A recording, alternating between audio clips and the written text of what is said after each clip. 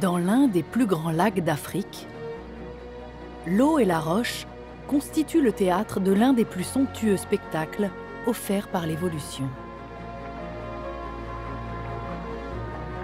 Les centaines d'espèces qui se croisent créent un kaléidoscope de couleurs sous-marines. Les lacs abritent de nombreuses autres créatures, de la plus magnifique à la plus originale. La vie est pleine de surprises dans l'immense étendue d'eau douce du lac Malawi.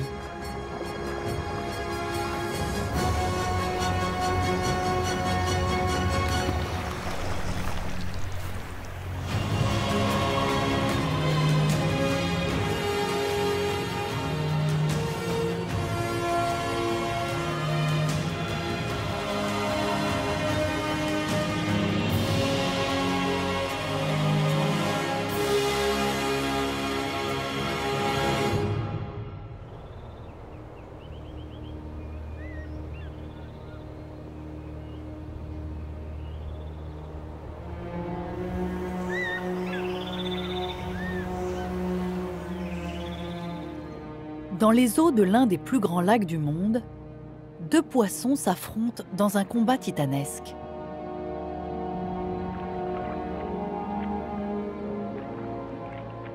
L'enjeu est de taille. Le vainqueur s'adjugera un territoire très disputé et multipliera ses chances d'attirer une femelle. Pour les deux adversaires, ce combat est à quitte ou double. Mais à l'échelle du lac, il n'est pourtant qu'une goutte d'eau. Un affrontement individuel parmi tant d'autres, dans un contexte bien plus vaste.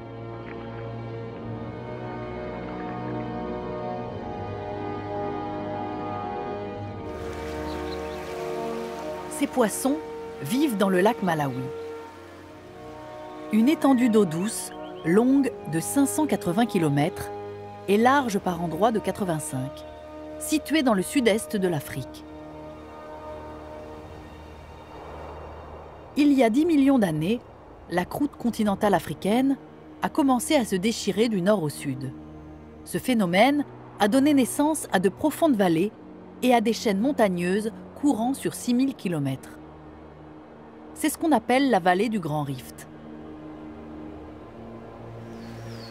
Au fil des millénaires, l'eau s'est accumulée dans ces vallées pour former les grands lacs africains. Chacun a ses propres caractéristiques. Le lac Victoria est large et peu profond.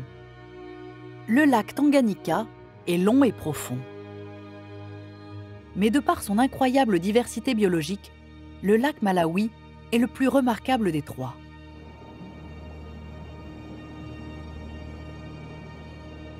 À certains endroits, sa profondeur atteint les 700 mètres.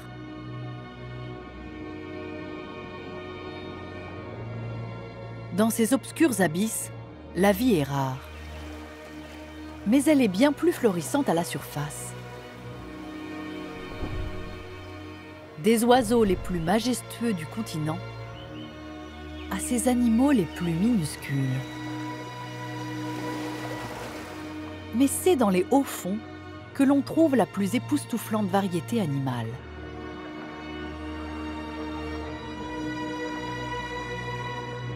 C'est ici que se déroule la plus fascinante des histoires du lac, celle du cyclidé. Dans ces eaux, à partir de quelques poissons ancestraux, l'évolution a donné naissance à des centaines d'espèces différentes. C'est l'un des plus beaux exemples mondiaux des miracles de l'évolution. De plus, ce phénomène s'est produit en un laps de temps étonnamment court. Une question se pose. Pourquoi ?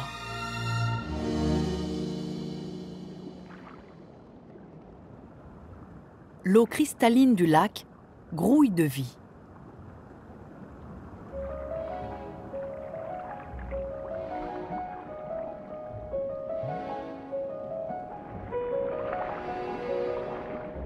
Les poissons s'ébattent au-dessus des rochers de granit et en dessous.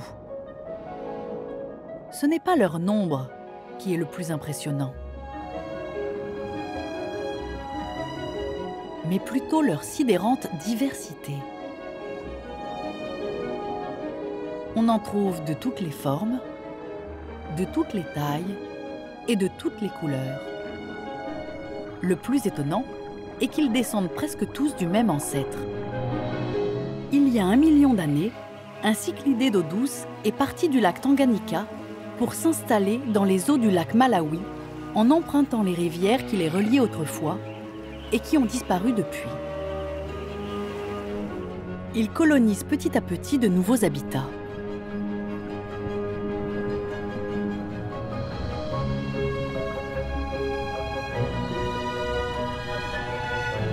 Et il entraîne une explosion de nouvelles espèces.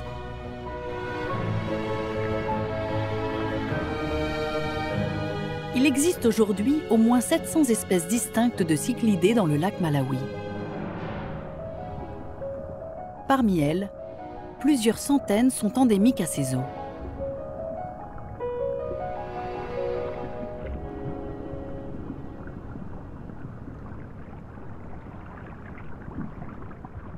Selon les chercheurs, le premier facteur ayant influé sur la spéciation est lié au fond du lac.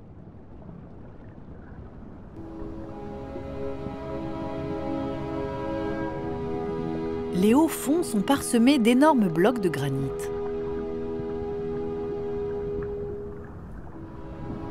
Entre les zones rocheuses se trouve un lit sablonneux.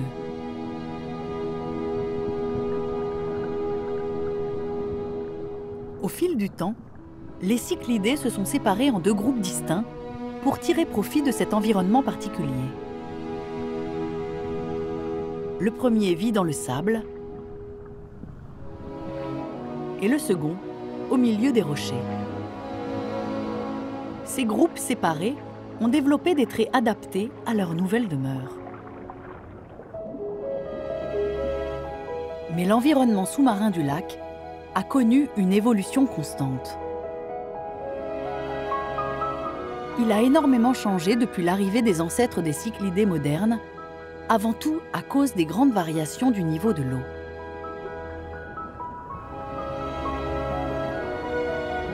Les baisses de niveau ont isolé les différentes populations.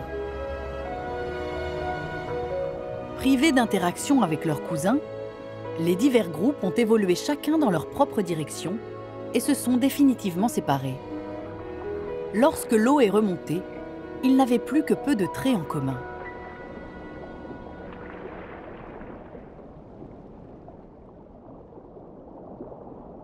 Les adaptations les plus importantes sont celles qui leur permettent de profiter des différentes ressources nutritives du lac. Entre autres régimes alimentaires, les poissons peuvent manger du plancton, grignoter les parasites de leurs congénères ou encore chasser d'autres cyclidés, adultes ou jeunes. Dans les espèces vivant sur le sable, certaines filtrent le limon à l'aide de leurs branchies et avalent les particules comestibles restantes.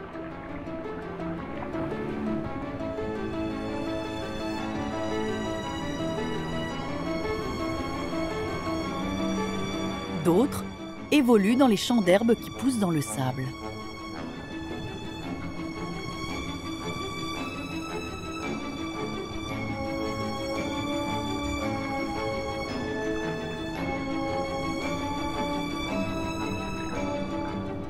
Ces poissons se nourrissent des algues qui poussent sur les tiges.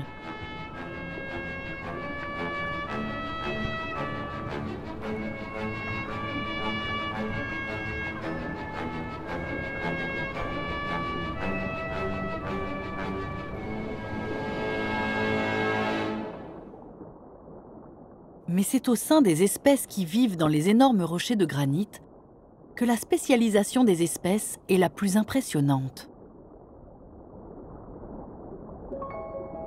La principale source de nourriture de cet environnement se trouve dans le tapis d'algues qui recouvre les rochers.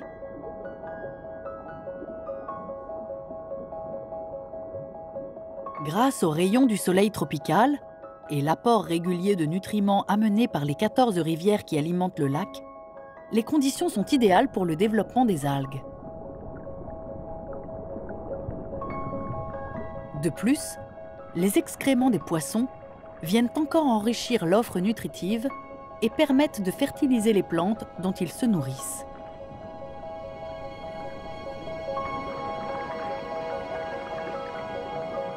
Ce tapis d'algues ne paie pourtant pas de mine.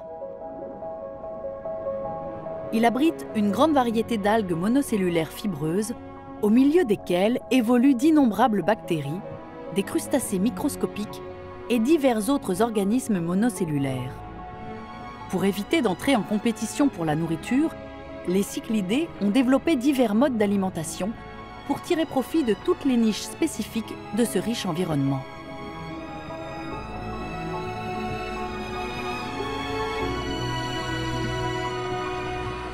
Le secret de ces régimes ultra spécialisés se trouve dans l'étonnante mâchoire des cyclidés. Ils sont tous dotés d'une deuxième mâchoire située à l'arrière de la bouche.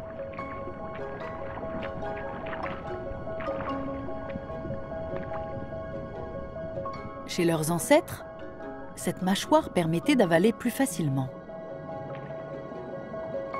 Au fil du temps, la mâchoire arrière a endossé d'autres fonctions, comme la mastication.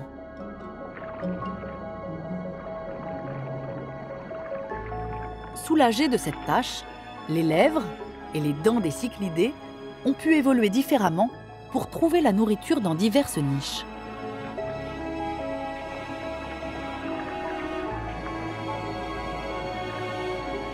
Certains picorent des cellules sur les algues,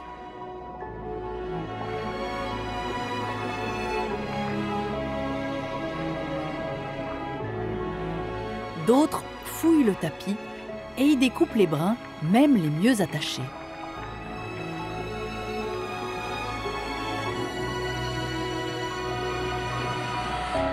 Chaque niche, aussi particulière soit-elle, est ainsi exploitée. Cette évolution, permettant de tirer le maximum de la nourriture offerte par le lac, est peut-être la cause la plus importante pour expliquer la diversité des cyclidés de Malawi. La fluctuation du niveau de l'eau a été l'élément déclencheur de l'explosion du nombre d'espèces de cyclidés. Mais ces changements ont également eu des effets majeurs au-dessus de la surface.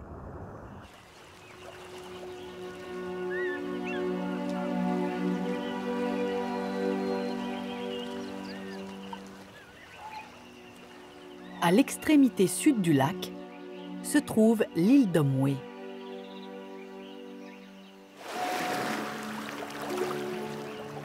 À l'époque où le lac était plus bas, cette île était reliée à la rive. Les animaux terrestres allaient et venaient donc à leur guise. Coupée de la terre par la montée des eaux, Domwe est devenue la seule île du lac où l'on trouve des mammifères. Au coucher du soleil, un étrange bruissement se fait entendre dans la végétation.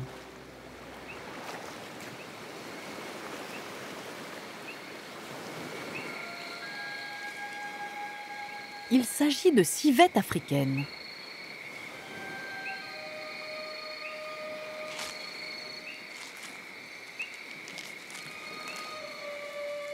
La civette est un animal nocturne. Il fait généralement preuve d'une grande discrétion pour ne pas attirer l'attention de prédateurs plus gros que lui.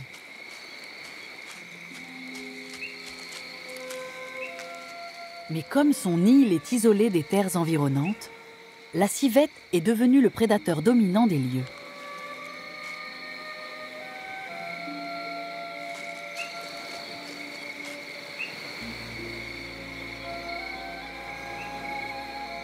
Ses griffes étant émoussées, elle compte uniquement sur ses dents pour attraper ses proies, des reptiles et des rongeurs. Mais la civette est omnivore et ne dédaigne pas les plantes. Comme elles ne craignent ici aucun prédateur, les civettes peuvent se regrouper pour chercher des fruits et des insectes.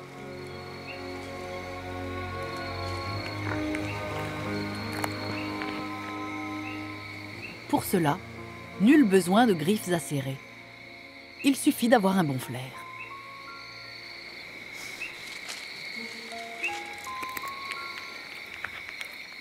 L'odorat joue un second rôle capital.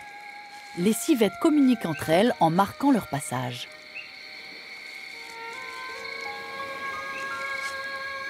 Leurs glandes odoriférantes émettent une forte senteur musquée.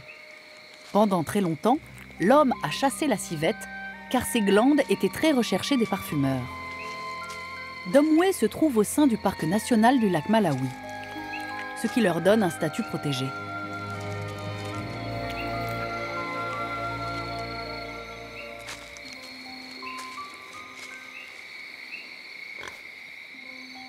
Mais ce soir, d'autres convives s'invitent à leur table.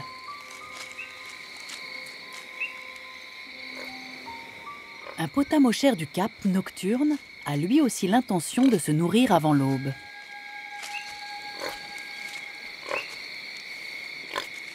Il n'est pas carnivore, mais avec ses 100 kilos, c'est un concurrent imposant pour les civettes. Ces dernières lui cèdent la place et disparaissent dans la nuit.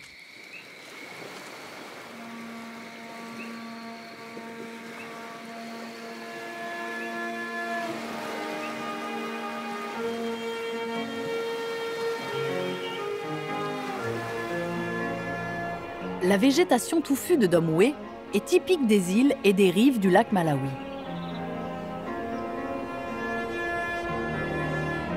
Dans certains endroits, les précipitations moyennes dépassent les 1600 mm par an, au grand bénéfice de la forêt luxuriante.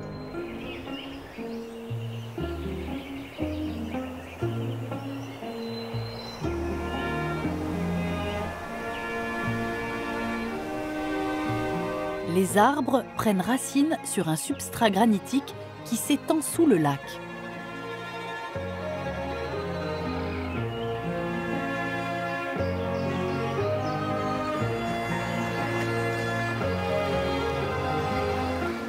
Les rives sont parsemées de blocs de granit blanc qui forment aussi l'univers sous-marin dans lequel évoluent les cyclidés.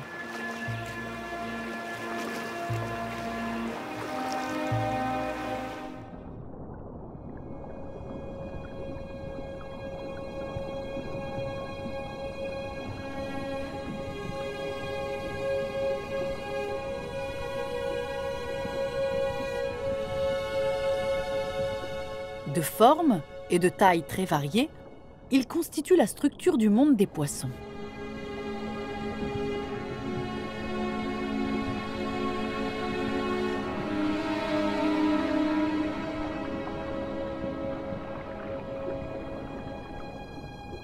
Les nombreuses failles constituent les seules cachettes offertes par cet environnement.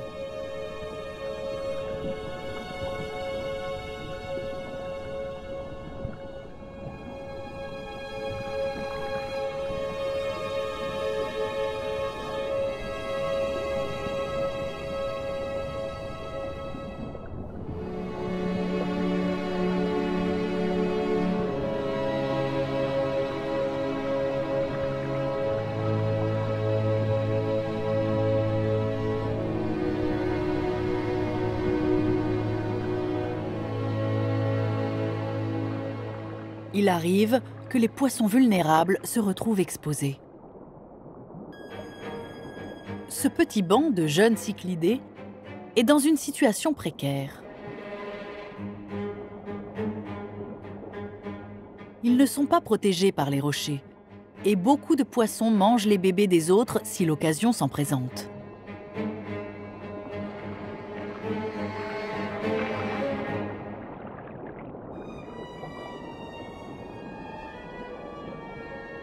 Un adulte les repère.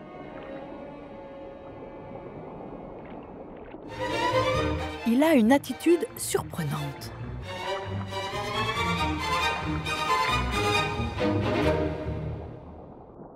C'est leur mère, et sa bouche leur offre un refuge bienvenu.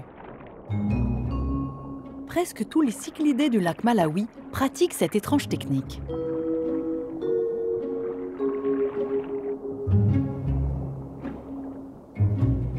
Et les femelles ne peuvent pas garder leurs petits indéfiniment. Cette femelle polystigma a la bouche remplie de frettins. Elle doit les relâcher pour se nourrir, mais avant cela, elle vérifie que les environs ne présentent aucun danger.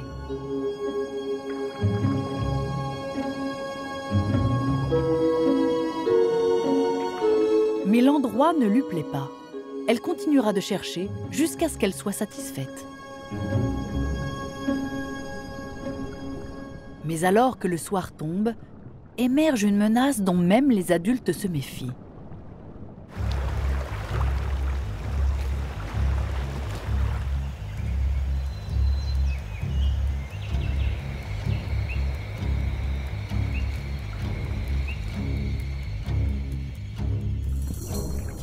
Gagné par l'obscurité, le monde sous-marin devient d'un calme irréel.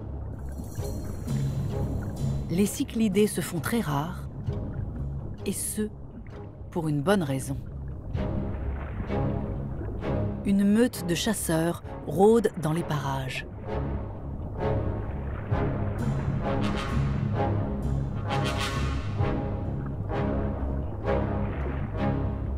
Ce poisson, le Mormirops anguilloïde, passe les rochers au peigne fin à la recherche de proies. Il a des exigences très précises. Il est doté d'une bouche relativement petite. Ce crabe géant serait trop gros. Tout comme ce poisson-chat dans sa grotte.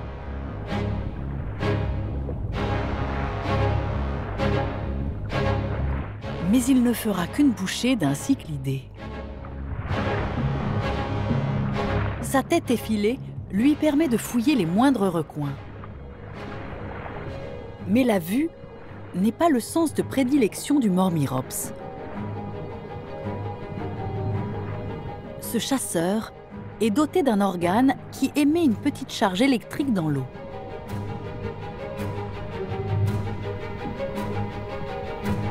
Il repère les variations de son propre champ électrique et détecte ainsi les proies, leur taille et la distance qui les sépare.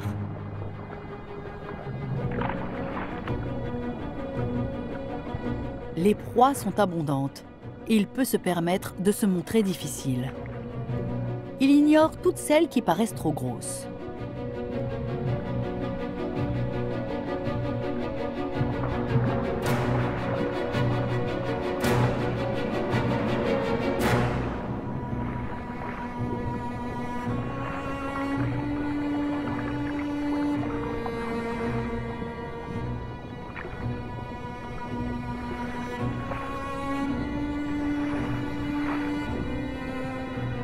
Mais lorsqu'une occasion en or se présente, les chasseurs en profitent aussitôt.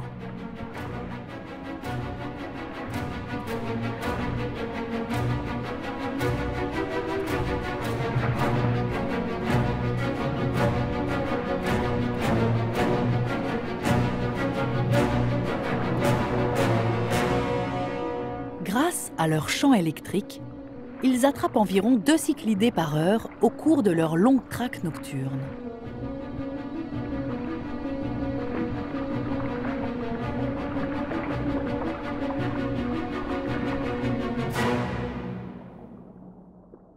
Les rayons de l'aube illuminent à nouveau les eaux, dissipant la terreur de la nuit.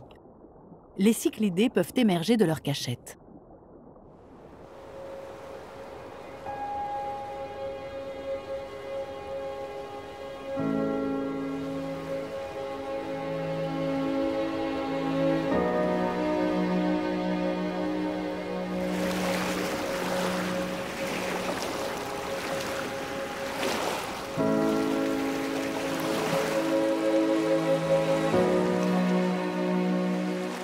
Les blocs de granit sur la rive sont très résistants à l'érosion.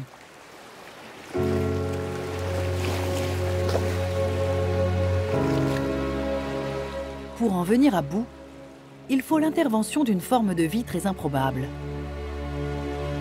La terre est très rare et seules certaines plantes peuvent pousser sur la roche. Parmi elles, on trouve le figuier sauvage.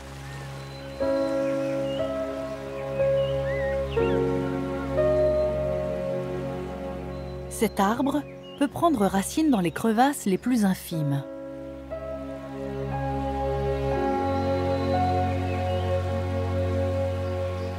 Au fil des ans, les racines et le tronc grossissent.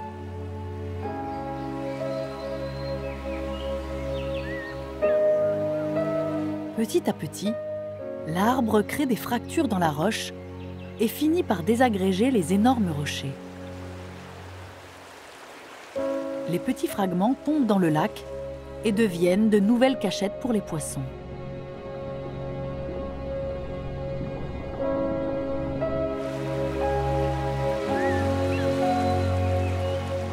Mais les arbres en surplomb peuvent être à double tranchant pour les cyclidés.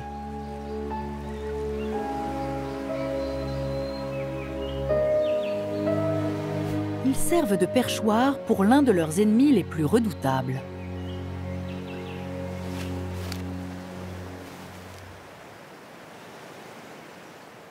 Le pigargue vocifère possède toutes les armes nécessaires pour terrasser ses proies. De longues serres, un bec tranchant et une vision acérée. C'est justement l'heure du repas. L'arbre lui sert de point d'observation d'où il scrute les alentours. Les petits lézards abondent sur les rochers. Mais ils sont trop petits pour justifier un effort.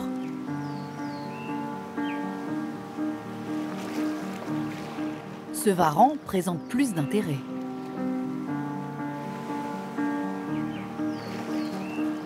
Mais il est un peu trop gros.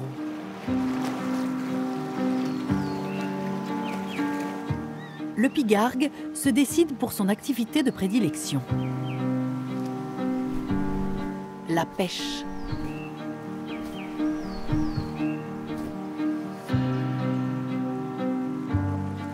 Ce puissant rapace peut attraper les poissons jusqu'à 30 cm sous la surface. Il vole très bas pour repérer ses proies.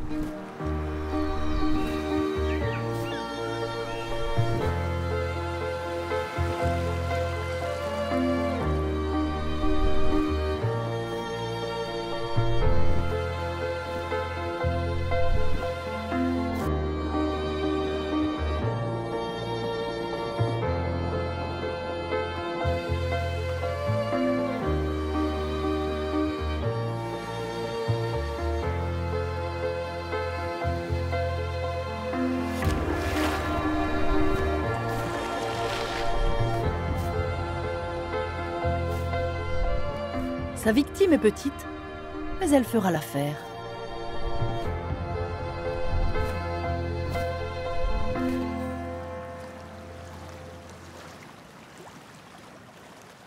Après avoir apaisé sa faim, le chasseur prend le temps de boire.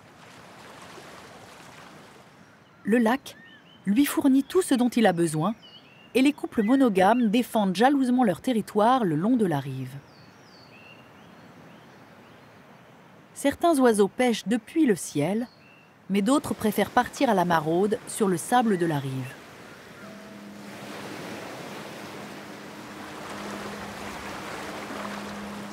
L'hirondelle à queue blanche se nourrit principalement d'insectes, mais elle complète ce régime grâce à une petite gâterie inattendue, des fragments de coquilles d'escargot d'eau douce.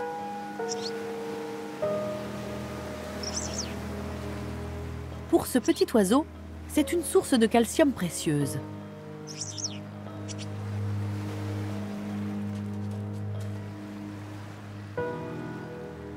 Il n'est pas le seul à trouver ses repas dans le sable.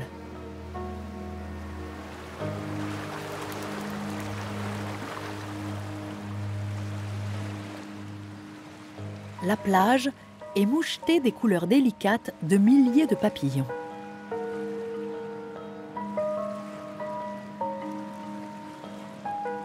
Ils étendent leurs longues trompes pour aspirer de minuscules gouttes d'eau.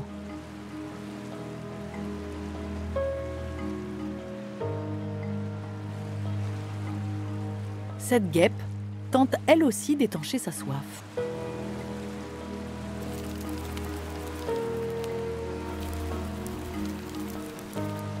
Certains viennent boire, mais d'autres arpentent la plage pour une toute autre raison. Une bergeronnette pie se promène à pas mesurés.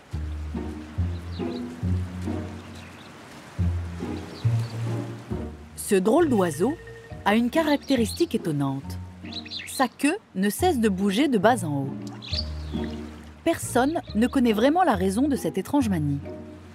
Il s'agit peut-être d'un signe de statut social ou d'une manière de rester en alerte constante face aux prédateurs. Bien plantée sur ses pattes, la bergeronnette monte et descend la queue sans interruption, comme un tic. Dès qu'elle se met en mouvement, sa tête prend le relais et se met à branler de manière incessante. Peut-être un bon bain relaxant l'aidera-t-elle à se détendre ?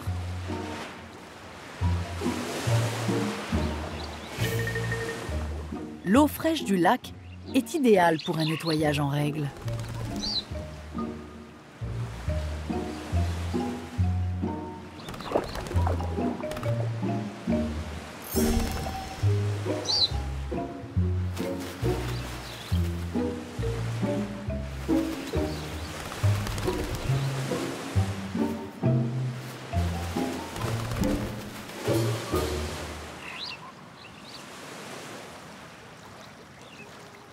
Tout comme les animaux, l'homme utilise l'eau du lac pour boire, se laver et pêcher. Chaque matin, les pêcheurs embarquent dans leurs canots de fortune et jettent leurs filets le long des rives. Mais par le plus grand des hasards, l'intervention humaine a permis d'améliorer la sécurité de quelques-uns des habitants de ces eaux.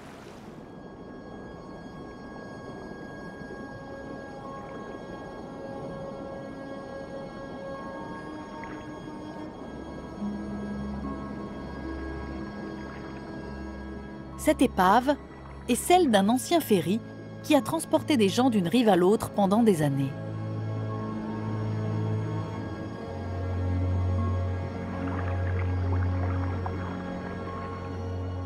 Il offre aujourd'hui un abri à une espèce très particulière du lac. Le kampango est un poisson-chat endémique du lac Malawi et des rivières qui l'alimentent. Il peut dépasser 1 mètre de long et peser jusqu'à 5 kilos.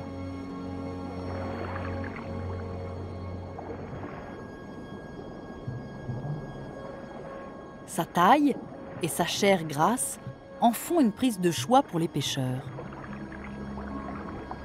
Mais cette épave les protège des filets.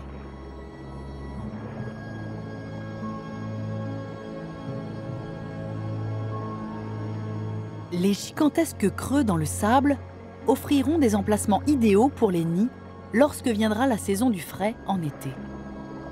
À l'instar du Mormirops, ce poisson-chat traque les cyclidés de nuit. Mais ces derniers ne sont pas des proies de tout repos. Les cicatrices que porte cet adulte sont le résultat d'attaques de certaines espèces de cyclidés mangeurs de peau. Quant aux poissons plus petits, ils sont trop rapides pour le poisson-chat.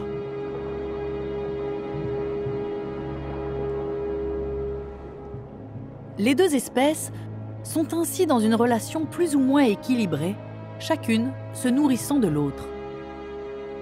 Mais leurs liens ne tiennent pas seulement à la nourriture. Le poisson-chat n'a pas creusé les trous qui lui servent de nid. Ils sont le fruit du travail de différentes espèces de cyclidés.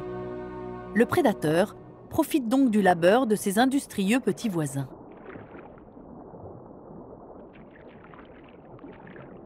Pour leur sécurité, les cyclidés qui vivent dans le sable doivent savoir fuir le danger plutôt que de s'en cacher. Comme ils n'ont pas besoin de rester proches de leurs abris, ils peuvent profiter pleinement des vastes espaces du lac. Ils utilisent le sable dans le cadre de projets de construction pharaoniques.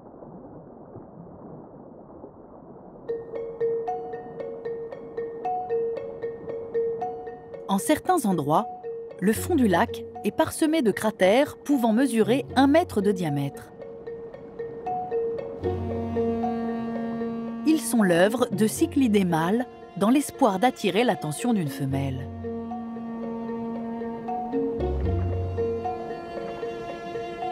Certains creusent dans le sable, mais d'autres préfèrent ériger un petit volcan surélevé.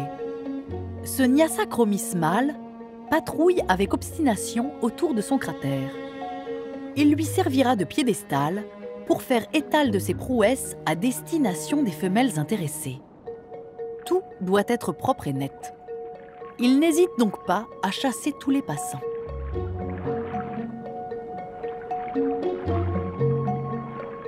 Il profite de son attente pour se nourrir. Il filtre le sable dans ses branchies à la recherche de tout fragment comestible.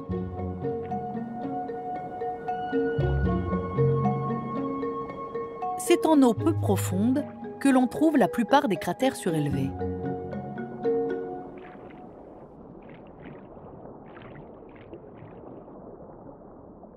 Selon les chercheurs, ce serait parce que la luminosité est suffisante pour que les femelles admirent la structure en 3 dimensions. En eau plus profonde, les cratères sont pour la plupart creusés dans le sable. Dans ce cas particulier, ils sont même installés très près les uns des autres. Ce regroupement de cratères est une espèce de marché pour les femelles. Elles peuvent y choisir le mâle qui leur plaira le plus parmi tous ceux qui se présentent à elles.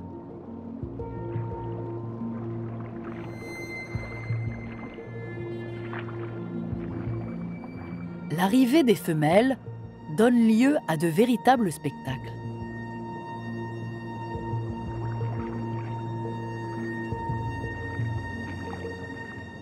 Ce Dimidiochromis mâle patrouille toujours de manière frénétique. Pour lui, nager au ras du sol n'est pas suffisant.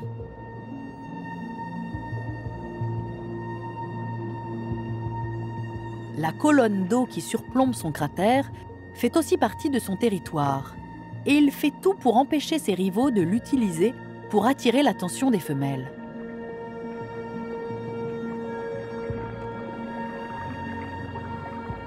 Curieusement, pour de nombreux cyclidés, la forme et la taille du cratère n'ont pas grande importance. Seule compte la parade des mâles. Mais pour attirer l'œil des femelles, les mâles doivent tout d'abord contrôler un cratère bien à eux. Le quotidien des mâles est un monde de compétition.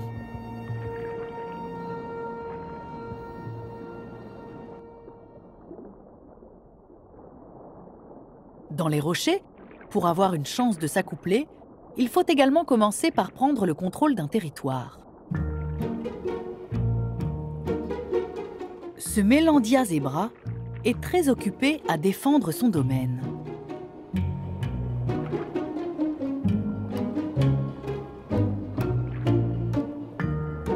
Il est le maître d'un petit abri rocheux très attirant pour les femelles.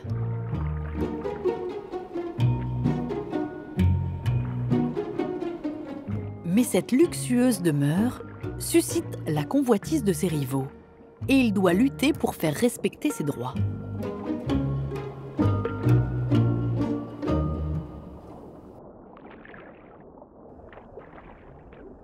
Quelles que soient les espèces, les bagarres sont monnaie courante.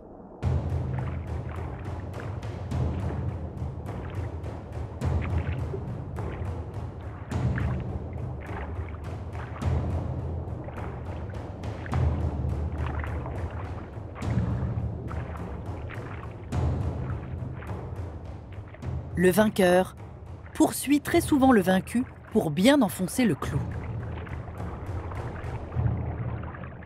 Mais la victoire ne garantit pas l'accouplement. C'est à la femelle que revient le dernier mot. Et pour la convaincre, la force brute ne suffit pas. Ces dames sont sensibles à toute une gamme de signaux visuels, entre autres la taille du mâle, la taille de ses nageoires et leur symétrie.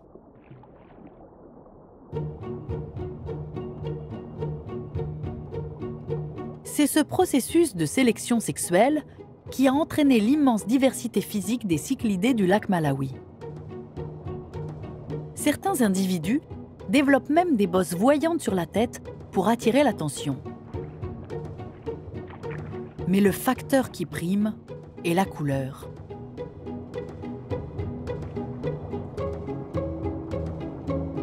Pour sortir du lot aux yeux des femelles, les mâles ont développé d'innombrables combinaisons de couleurs, de nuances et de motifs. La population de cichlidés du lac est donc un véritable kaléidoscope de différentes espèces.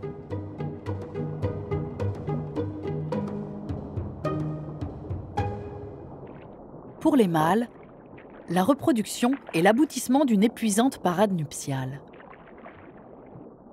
Mais pour les femelles, le véritable travail commence à la naissance des petits. Dans un monde où il faut se méfier de tous ses voisins, la vigilance est le maître mot. Les mères ont la possibilité de protéger leurs bébés en les cachant dans leur bouche. Mais elles doivent aussi se nourrir.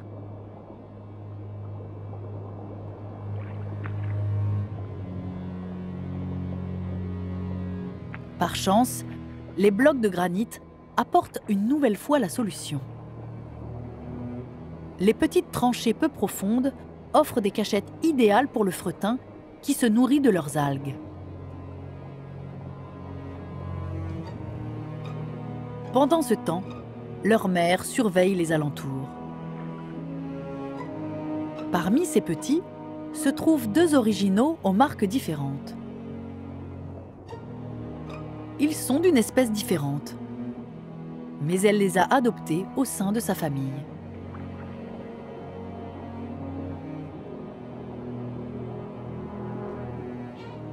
Les chercheurs pensent que cette bienveillance n'est que de façade et serait en fait un moyen de protéger ses propres petits.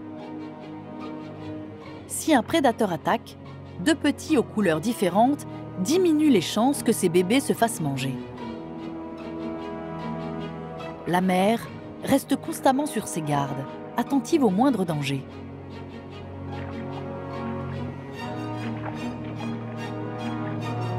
Face aux menaces, elle se montre intraitable.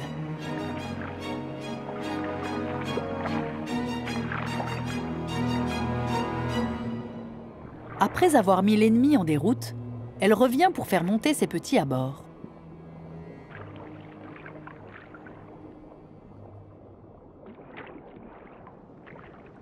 Cette autre mère doit quant à elle mettre les bouchées doubles pour élever sa progéniture. Un tel dévouement parental est rare chez les poissons. Mais pour les cichlidés, il est dans l'ordre des choses.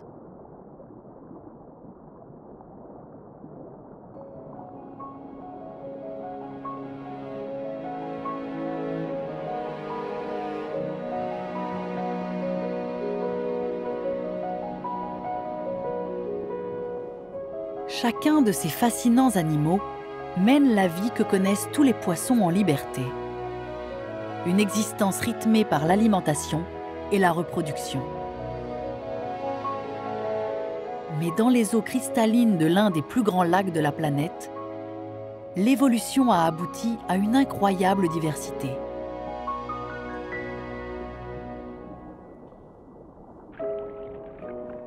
Toutes ces espèces, aujourd'hui si différentes par leur forme, leur mœurs ou leur couleur, sont pourtant issues d'un seul et même poisson. C'est l'un des plus étonnants miracles de la nature, dans l'un de ses plus beaux écrins.